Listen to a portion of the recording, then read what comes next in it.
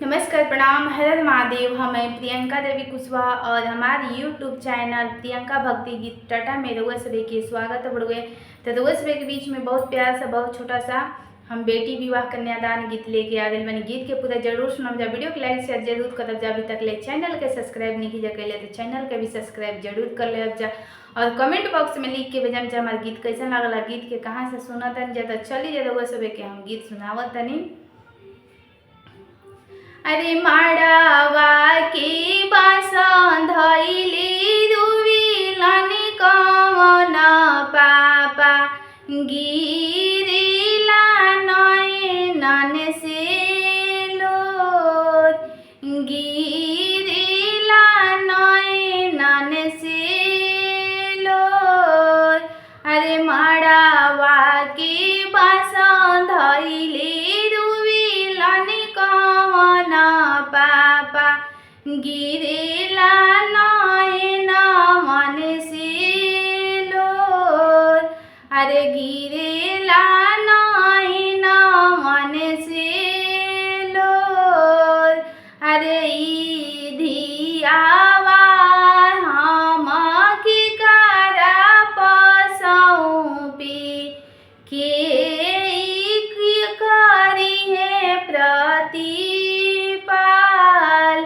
अरे के करी है प्रतिपाल। अरे ई धियावा हम की करा पसौपी के करी है प्रतिपाल, के करी है प्रतिपाल। अरे घोड़ावा चढ़ल अइले दुल्हा सुंदर दुल्हा, ससुर जी सियर जहामार, ससुर जी सियर जहामार। अरे ई धियावा सासु जी हमारे के सौंपी हम ही करब प्रतिपाल। अरे हम ही करब प्रतिपाल। अरे माड़ो के बासन धरी दुविलन कवन भैया नयनन से गिरेला लोर। अरे नयनन से गिरेला लोर। अरे ई बहिनी हम की करा पसौपी के करी है प्रतिपाल। अरे के करी है प्रतिपाल। अरे करावा चढ़ल अइले दुल्हा सुंदर दुल्हा, सुन